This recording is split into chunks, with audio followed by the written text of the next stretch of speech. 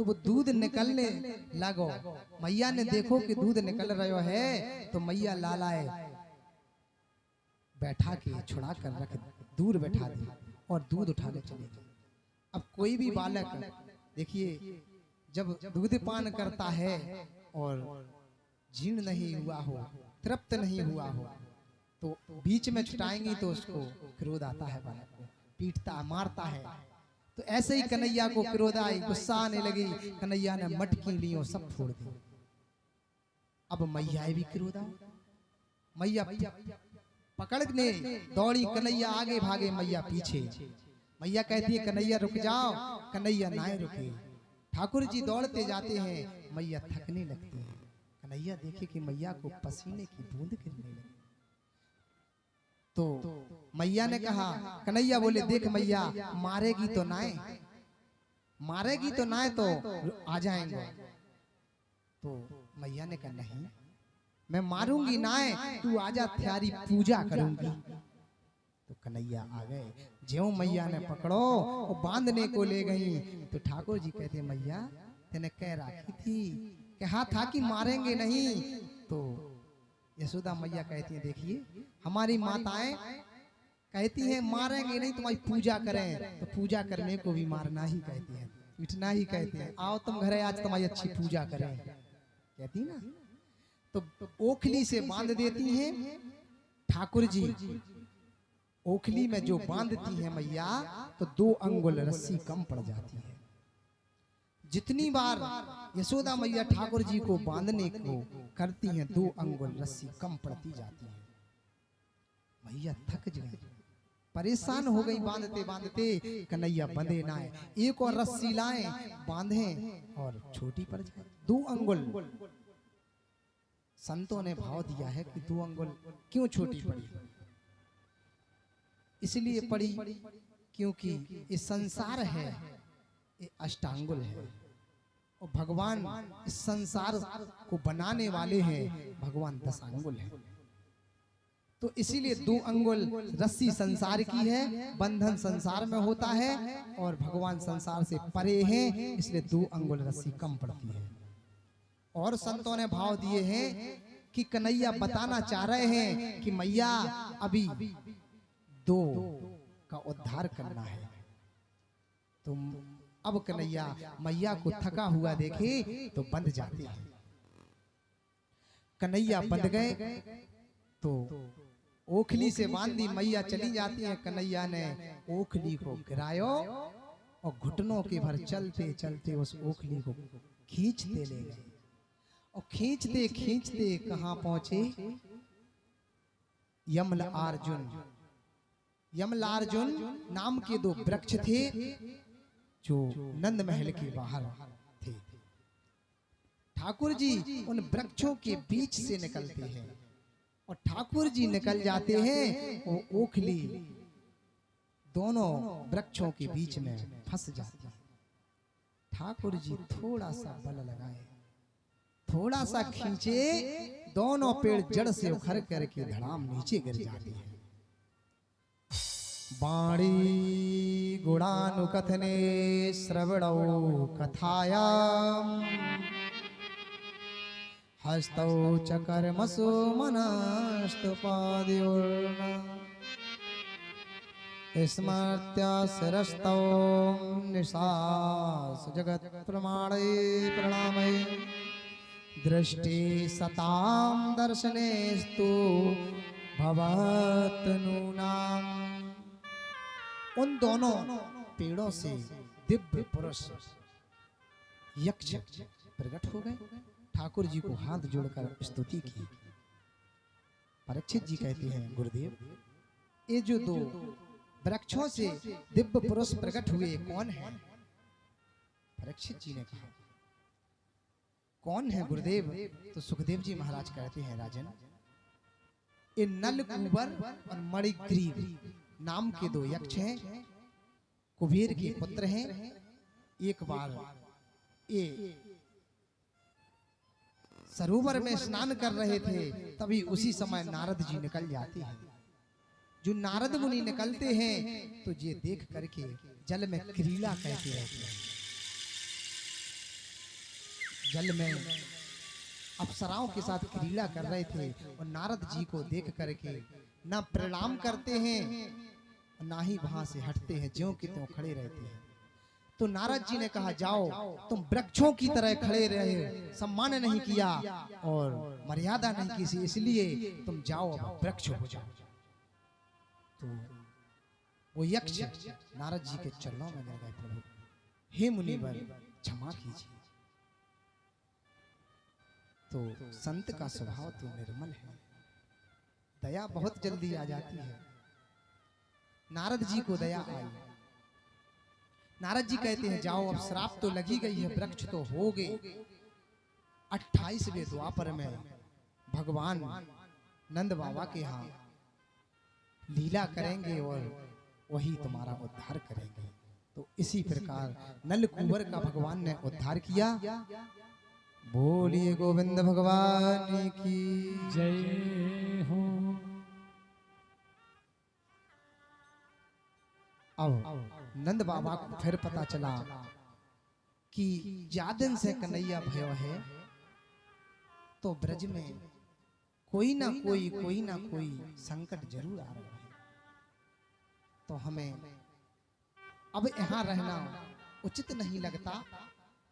10 दिन को कन्हैया तो पूतना आई, 2.5 महीने का हुआ तो उत्कच आया, तृणावर्त आया।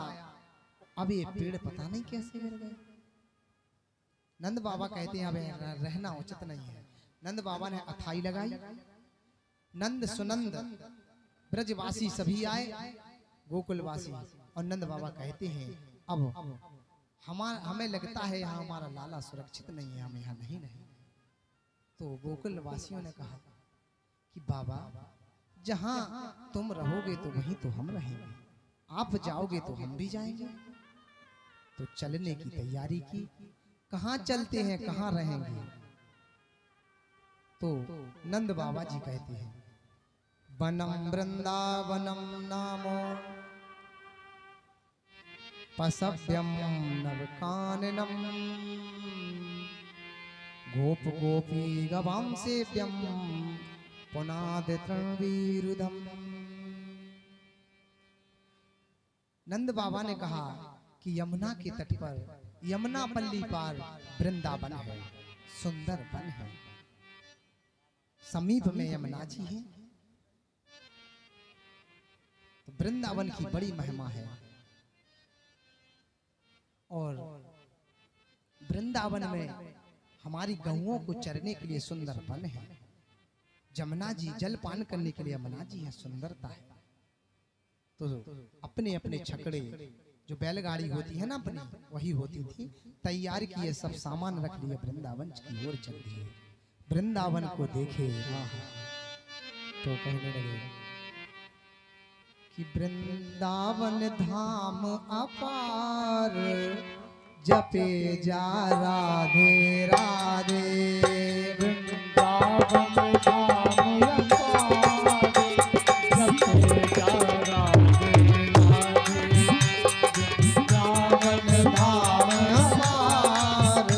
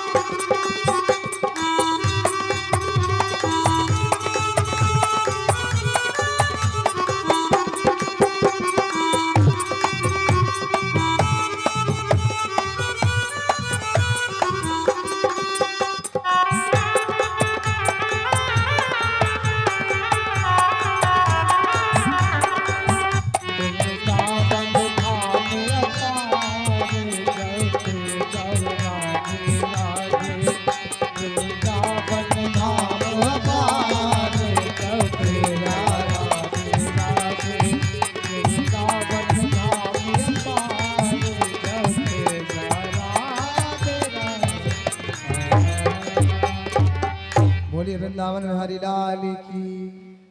तो ठाकुर जी सभी ब्रजवासी वृंदावन पहुंच गए। हो वृंदावन जाऊंगी सखी ना लौट के आऊंगी। राधे वृंदावन जाऊंगी सखी ना लौट के आऊंगी। मेरे उठे पे रह के पीर संग वृंदावन जाऊंगी। मेरे उठे पे रह के पीर संग वृंदावन जाऊंगी।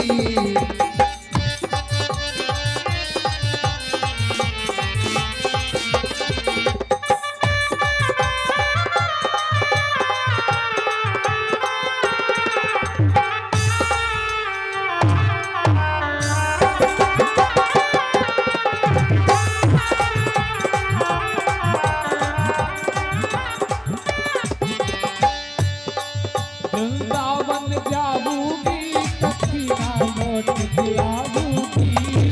वृंदावन जाऊंगी सखी ना लौट के आऊंगी। मेरे उठे पे रह के पीर सखी वृंदावन जाऊंगी। मेरे उठे पे रह के पीर सखी वृंदावन जाऊंगी।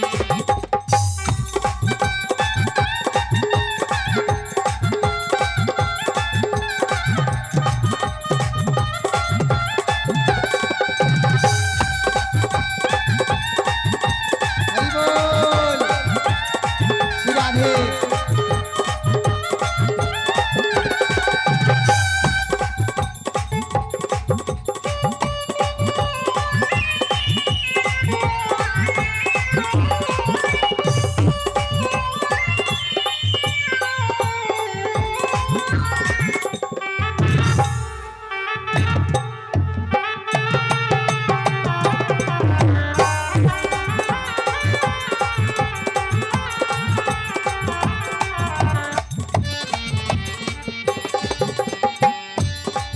ओ श्याम सलोनी सूरत, ओ श्याम सलोनी सूरत पे दीवानी होगी।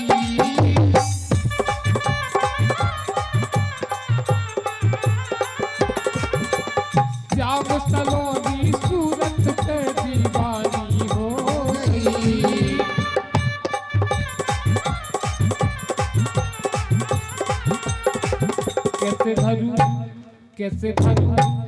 कैसे धरूं रब में तीर सखी वृंदावन जाऊंगी। कैसे धरूं रब में तीर सखी वृंदावन जाऊंगी।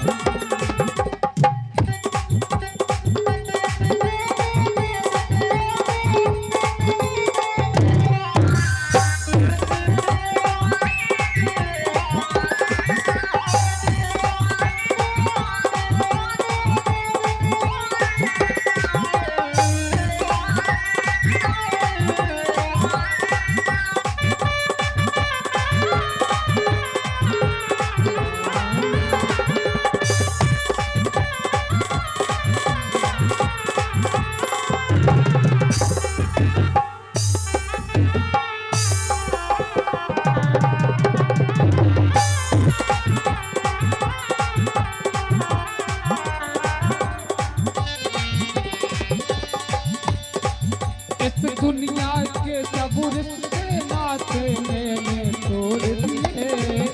इस दुनिया के सब रिश्ते नाते मैंने तोड़ दिए। इस दुनिया के सब रिश्ते नाते सभी तोड़ दिए। तुझे कैसे दिखाऊं दिल धीरे सखी वृंदावन जाऊंगी। तुझे कैसे दिखाऊं दिल धीरे सखी वृंदावन जाऊंगी।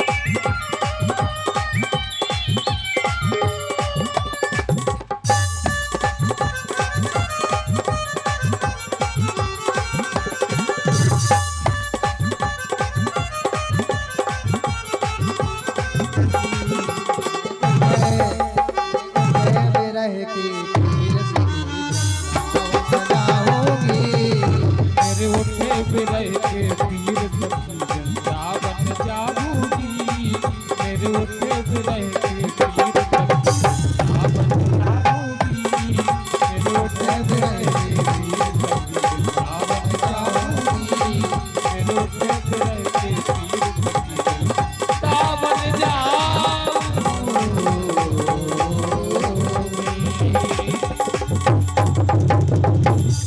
बोलिए वृंदावन बिहारी लाल की। जय हो। तो नंद बाबा गोकुल वासियों के साथ जहां रहने लगे वहां उस गांव का नाम नंद गांव हुआ। ठाकुर जी 6 वर्ष के हो जाते हैं। एक दिन ठाकुर जी ने कहा, बाबा अब मैं बड़ा हो गया हूँ और मैं गौएं चराने जाना चाहता हूँ।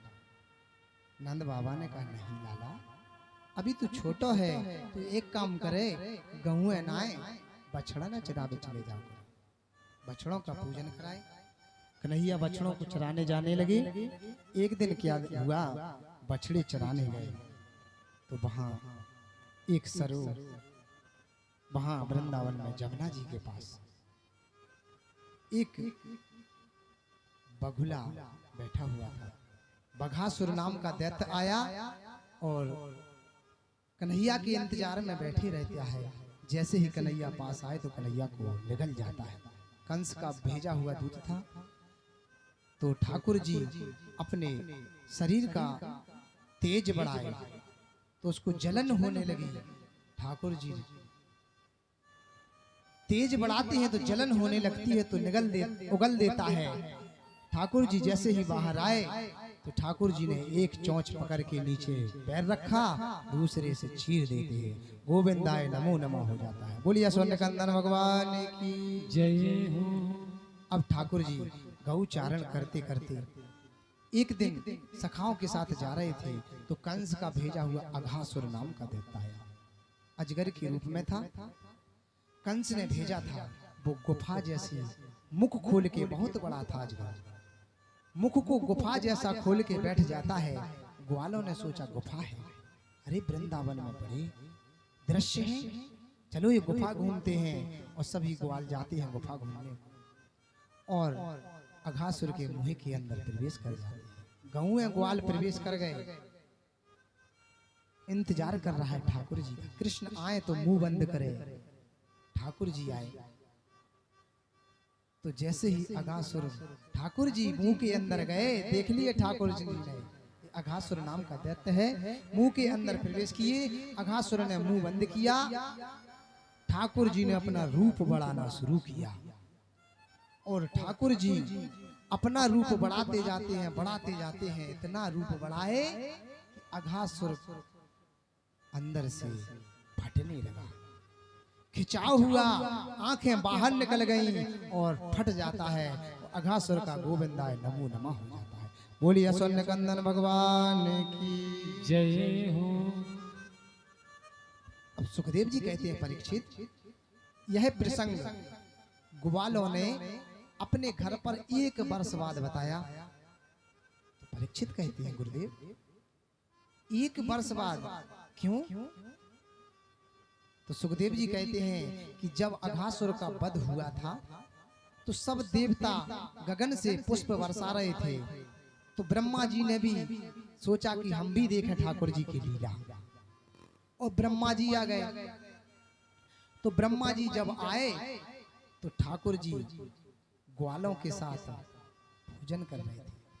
ठाकुर जी ने सब सखाओं से कहा था कि सब अपने अपने घर से हमारे लिए भोजन लाना।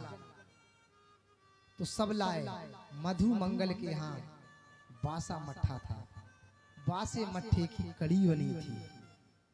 तो सब ने अपना अपना भोजन ठाकुर जी को दिखा दिया। मधु मंगल को शर्म आती है, सोचता है कि ठाकुर जी कृष्ण क्या सोचेगा कि ये बासे मट्ठे की कड़ी लाया है। तो मधु मंगल छिपाने लगे। ठाकुर जी कहते हैं, मधु मंगल दिखा, तू क्या लिए है, तू दिखा। मधु मंगल नहीं दिखाते हैं। ठाकुर जी जैसे ही पास जाते हैं तो मधु मंगल ने सोचा कि कन्हैया छीन लेगा और खा लेगा, और जब सही नहीं लगेगा तो सब सखाओं से कहेगा, रे देख तो बासे मट्ठे की बासी कड़ी लाया है। तो मधुमंगल ने क्या किया कि मैं सब खा जाता हूं। मधुमंगल ने कड़ी ली और पीने लगे। तो ठाकुर जी ने झपटी तो वो मुंह से बगर के निकलकर पूरे कपड़ों पर शरीर पर लग गई। अब मधुमंगल ने बगर जाती है तो ठाकुर जी ने क्या किया, मधुमंगल के जो गालों में भरी थी, मुंह फुलाया था, जितनी मुंह में दे पाई, तो ठाकुर जी ने 2 हाथ मुंह में दिए और मुंह से कड़ी बाहर निकली और ठाकुर जी अपना मुंह खोल लिए, ठाकुर जी के मुंह के अंदर चली जाती है। बोलिए भक्त वत्सल भगवान की जय हो। ठाकुर जी के मुंह के अंदर पहुंची तो ब्रह्मा जी देख रहे थे।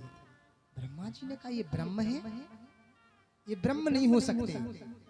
ब्रह्म एक ग्वाल की जूठी कड़ी खा लेगा, ब्रह्म नहीं होंगे। तो ब्रह्मा जी ने सोचा चलो परीक्षा लें। ब्रह्मा जी आए और सब ग्वाल और गौओं को हरण करके ले गए। अब यहाँ ठाकुर जी ने भी देखा, आकर देखा तो गौए ग्वाल नहीं है। तो ठाकुर जी समझ गए ब्रह्मा जी का कार्य है। तो 1 वर्ष हो गई। 1 वर्ष बाद ब्रह्मा जी ने सोचा चलो जाकर देखें क्या चल रहा है। अब तो व्याकुल होंगे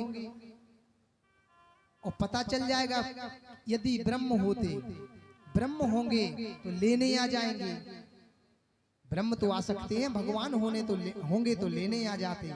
अब 1 वर्ष हो गई, लेने नहीं आए। तो ब्रह्मा जी ने कहा चलो चल के देखें। आए ब्रह्मा जी तो देखा गौएं भी हैं और ग्वाल भी हैं। अरे ब्रह्मा जी ने सोचा कि हमने जहां रखे थे फिर उठा तो नहीं लाए, वहां से ले तो नहीं आए। ब्रह्मा जी देखने गए तो वहां भी है, वहां भी ग्वाल हैं और गौएं हैं। तो ब्रह्मा जी को आश्चर्य हुआ, चकित रह गए। फिर से ब्रज में गए तो देखा वहां भी ग्वाल है। अब ब्रह्मा जी चकरा गए और ब्रह्मा जी ब्रह्मलोक को पहुंचे। जो ब्रह्मलोक गए तो ब्रह्मलोक में जाकर देखा तो ब्रह्मलोक में ब्रह्मा जी के आसन पर ब्रह्मा जी भी बैठे हैं। उन्हीं ब्रह्मा की आसन पर ब्रह्मा जी भी बैठे हैं। ठाकुर जी ब्रह्मा जी के रूप में बैठे हैं और पार्षदों से कहते हैं कि आजकल नकली ब्रह्मा फिर रहे, बहरूपी ब्रह्मा फिर रहे, और आए तो पकड़ लेना और भगा देना। तो ब्रह्मा जी भगवान बन गए। भगवान ब्रह्मा जी के रूप में बैठे हैं और ब्रह्मा जी आए तो देखा ब्रह्मा भी है और ग्वाल वालों ने भी है। तो ब्रह्मा जी से पार्षदों ने कहा कि हाँ आइए आइए, हमें पता है ब्रह्मा जी आ रहे हैं, आप आइए, स्वागत है, आइए। और कहते हैं आज पकड़ लो इन्हें, नकली ब्रह्मा फिर रहे। ब्रह्मा जी कहते नहीं, हम असली ब्रह्मा है। अरे हमें पता है कौन से असली हो। तो ब्रह्मा जी समझ गए ठाकुर जी की लीला है। ठाकुर जी की शरण में गए और ठाकुर जी की स्तुति की। प्रभु जैसे ठाकुर जी ने विनय की तो भगवान क्षमा नहीं किया। क्यों नहीं किए? ठाकुर जी भगवान का अपराध करो तो क्षमा कर देते हैं, भक्त का अपराध करो क्षमा नहीं करते हैं।